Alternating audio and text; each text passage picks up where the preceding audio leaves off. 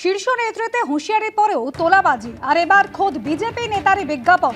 কসবায় banner leaflet দিয়ে তোলাবাজির বিরুদ্ধে প্রচার বিজেপি নেতা।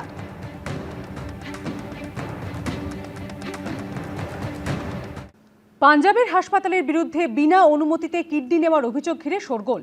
বিধাননগর দক্ষিণ থানায় অভিযোগের ভিত্তিতে গ্রেপ্তার করা হয়েছে একজনকে।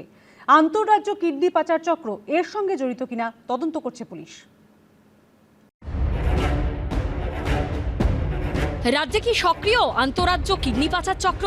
সাম্প্রতিক একটি অভিযোগ ঘিরে মাথাচাড়া দিচ্ছে এই প্রশ্নই। পাঞ্জাবের লুধিয়ানার হাসপাতালের বিরুদ্ধে বিনা অনুমতিতে কিডনি নেওয়ার অভিযোগ তুলেছেন বিধাননগরের সুকান্তনগরের বাসিন্দা মঙ্গল মণ্ডল। তার অভিযোগ, এক ব্যক্তি তাকে লুধিয়ানাতে চাকরি পাইয়ে দেবার প্রতিশ্রুতি দেন, মোটা অঙ্কের মাইনে পাওয়া যাবে বলেও আশ্বাস দেন।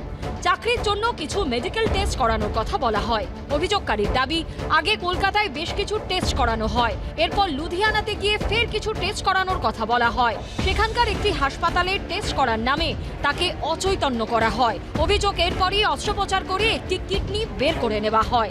সম্প্রতি বিধাননগর দক্ষিণ থানায় অভিযোগ জানান ওই ব্যক্তি। কিছুদিন আগেই বিধাননগরের সুকান্তনগরের মঙ্গল মণ্ডল বলে একজন ব্যক্তি, তিনি অভিযোগ করেন যে তাকে চাকরির প্রতিশ্রুতি দেওয়া হয় এবং সেই চাকরি পাঞ্জাবে হবে, লুধিয়ানায় হবে, মোটা অঙ্কের মাইনে দেওয়া হবে।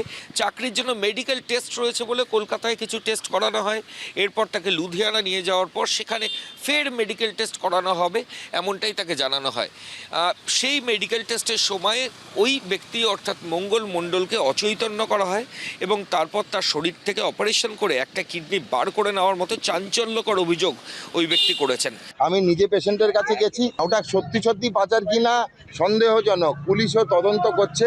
এই যে ছেলেটি ওখানে গিয়েছিল, ওর কথা হচ্ছে প্রলোভন দেখিয়ে, কিন্তু উনি আবার বলে ফেলেন আমার 3 লাখ টাকা দেওয়ার কথা ছিল, তো হঠাৎ 1,60,000 পেয়েছি। স্বাস্থ্য দপ্তরের তদন্ত আমি নিজে করে এসেছি। বিধাননগর পুলিশের তরফে জানানো হয়েছে, অভিযোগের ভিত্তিতে তদন্ত শুরু হয়েছে। গ্রেপ্তার করা হয়েছে একজনকে। অভিযোগকারী কিডনির বিনিময়ে টাকা নিয়েছিলেন কিনা তা দেখা হচ্ছে। ময়ূখ ঠাকুর চক্রবর্তীর রিপোর্ট, এবিপি আনন্দ।